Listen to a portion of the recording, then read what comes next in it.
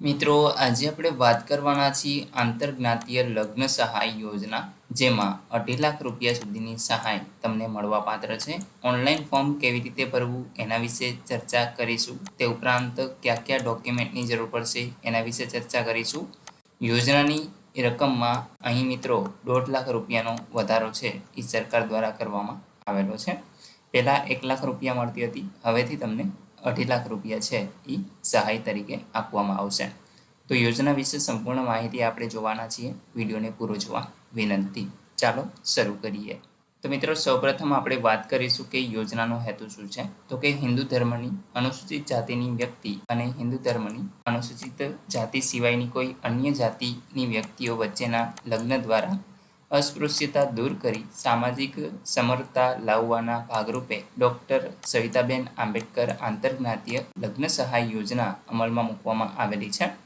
જેમાં તમને 1 લાખની સહાય પતિ પત્નીના સંયુક્ત નામે નાની બચતના પ્રમાણપત્ર ભેટ સ્વરૂપે આપવામાં આવે છે. અને 1.5 લાખ રૂપિયા રકમ છે એ ઘર વપરાશના સાધનો ખરીદવા માટે તમને કુલ 2.5 લાખ રૂપિયાની સહાય છે એ આપવામાં આવે છે. તો એ મિત્રો 1 લાખ છે એ તમારી એક નાની બચત તરીકે તમને અહીં આપણે જે પ્રમાણપત્રો છે એ ભેટ આપવામાં આવશે. અને 1.5 લાખ રૂપિયા છે એ ઘર વખરીનો સામાન ખરીદવા માટે તમને આપવામાં આવે છે. મિત્રો ત્યાર પછી આપણે વાત કરીશું નિયમો અને શરતો શું રહેશે. તો કે આંતરજ્ઞાતીય લગ્ન કરનાર યુગલ પૈકી કોઈ એક વ્યક્તિ છે એ ગુજરાતના મૂળ વતની હોવા જોઈએ. આવા લગ્નની નોંધણી કરાવવાની રહેશે અને લગ્ન કર્યા બાદ 2 વર્ષની અંદર આ યોજનાનો લાભ છે એના માટે તમારે ઓનલાઈન અરજી કરવાની હોય છે, તો જ તમને આનો લાભ મળશે. આંતરજ્ઞાતીય લગ્ન કરનાર પરપ્રાંતની વ્યક્તિના મા બાપ છે એ ગુજરાત રાજ્યમાં વસવાટ કરતા હોવા જોઈએ, એટલે કે ગુજરાતના વતની હોવા જોઈએ.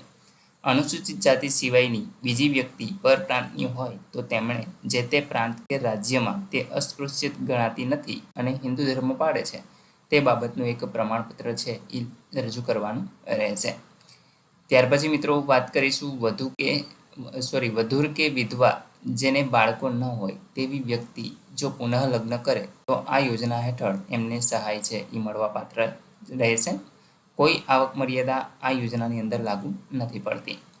ત્યાર પછી મિત્રો તમારે ઓનલાઈન અરજી કરતી વખતે કયા કયા ડોક્યુમેન્ટો રજૂ કરવાના છે. તો કે અરજદારે છૂટાછેડા ક્યારે લીધા તે અંગેના દસ્તાવેજ, જો લગ્ન સમયે અરજદાર પરિણીત હોય તો એને લાગુ પડશે.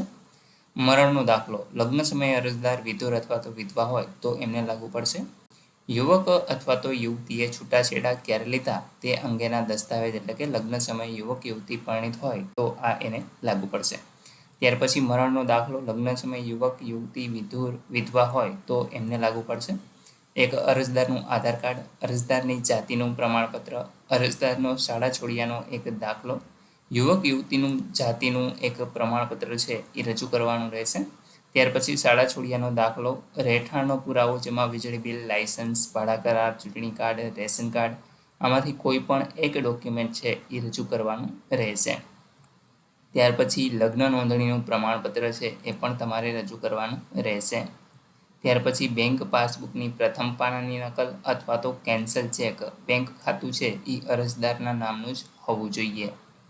ત્યાર પછી મિત્રો ઇકરારનામું, જે આપણે ઓનલાઈન અરજી કરવાના હોય ત્યારે તમને ક્યાંથી મળશે એના વિશે સંપૂર્ણ માહિતી આપણે જોઈ લેશું. અને ઓનલાઈન અરજી કરવાનો વિડીયો મેં પહેલાં જ બનાવેલો છે, ડિસ્ક્રિપ્શનમાં તમને એની લિંક મળી જશે. તમારે ઓનલાઈન અરજી જાતે કરવી હોય તો ડિસ્ક્રિપ્શનમાંથી તમે લિંક દ્વારા જોઈ શકો છો અને તમે જાતે જ અરજી કરી શકશો. ત્યાર પછી લગ્ન નોંધણીનું પ્રમાણપત્ર મેળવતા સમયે રજૂ કરવામાં આવતું જે ફોર્મ હોય છે, લગ્ન વિજ્ઞપ્તિનું ફોર્મ છે, એ પણ તમારે અહીં જોડવાનું રહેશે. તો મિત્રો આટલા ડોક્યુમેન્ટ છે તમારે અવશ્ય અરજી કરતી વખતે સ્કેન કરી અને અપલોડ કરવાના હોય છે. આશા રાખું છું કે આ વિડીયોની અંદર તમને સંપૂર્ણ માહિતી મળી ગઈ છે.